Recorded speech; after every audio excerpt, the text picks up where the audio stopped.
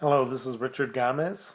I'm a student at the University of Maryland, University College, and this video is for my course, Diversity Awareness, going towards my social science degree. Today I would like to talk about disability in general, as well as a couple specific types of disabilities, including Down syndrome and contracted motor neuron disease.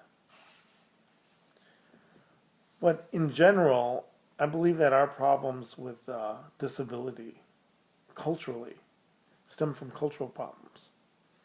Culturally, we are a fix-it society. Anything that ails somebody, we want to see them cured. Any problems, we want to see it resolved. And I think that's a natural human instinct. It's one of compassion to see somebody cured of what ails them. But when individuals last too long in their ailment or don't get recovered very quickly or don't find a remedy, we tend to marginalize them.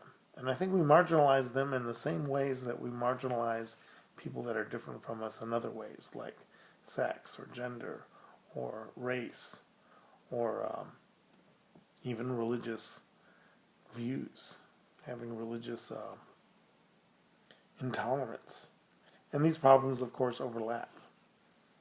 Its basic trend is to find difficulty in accepting people that are outside of our social norms or religious views.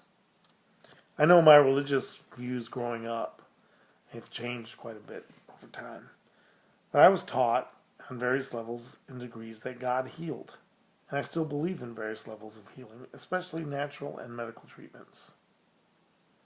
Unexplained healings and just healings that come about from somebody being persistent or believing and hoping and praying, I don't discount those either. I believe there's much the universe has to teach us, the natural world, about healing. However, it used to be a problem when I saw a person, and it would just raise questions. If I saw somebody with a permanent disability that was a birth defect, or even if it was a war injury, why are they still broken? Why hasn't God healed them? And so here's a person, a human being, and I'm being distracted by their ailment with theological questions when I should be talking to the person.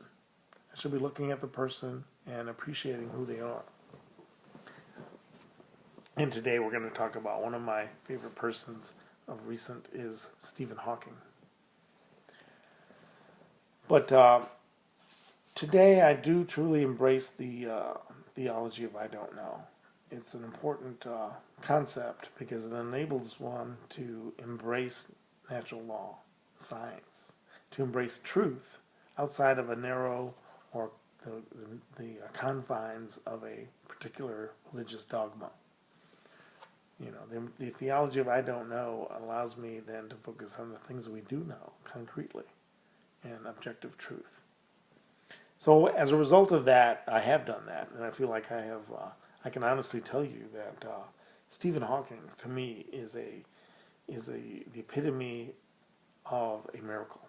He's a personified, beautiful example of a miraculous life. To see this man continue to thrive and continue his passion for science and truth and study, it's what drives him and continues to motivate him, among other things, and his passions in life.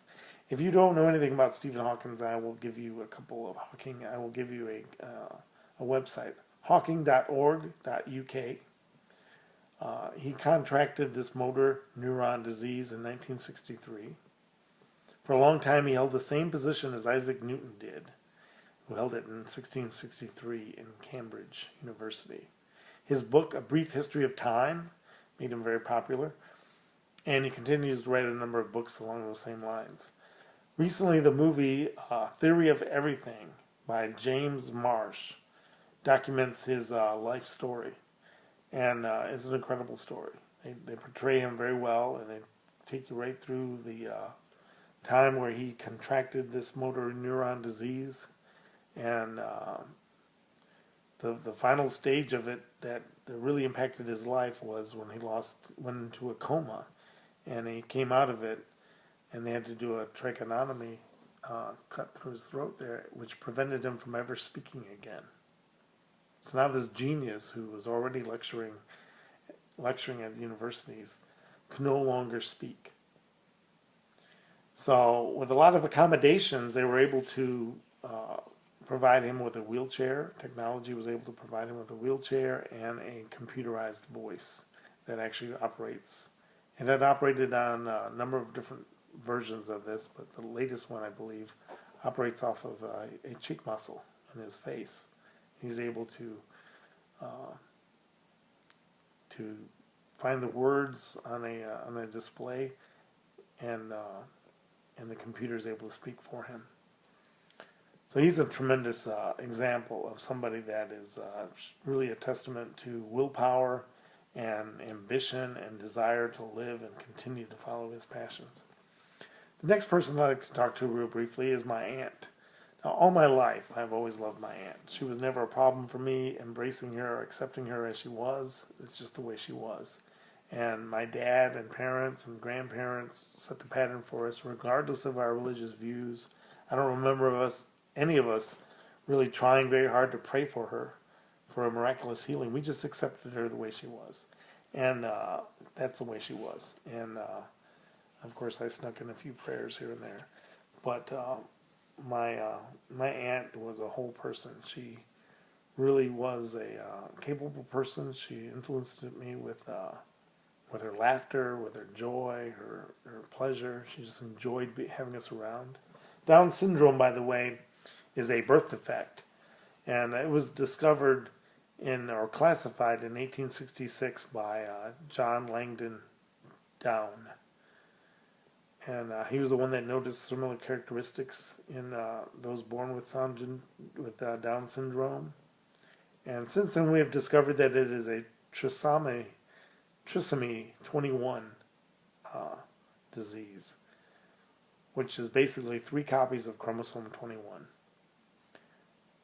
The article that you can look at if you're interested in other information about Down syndrome is called Trisomy 21 Causes Down Syndrome. And you can find that at nature.com, and the article is by Claire O'Connor, PhD at the Boston College in the biology department. Thank you very much. I'm out of time. I appreciate your time listening to this video.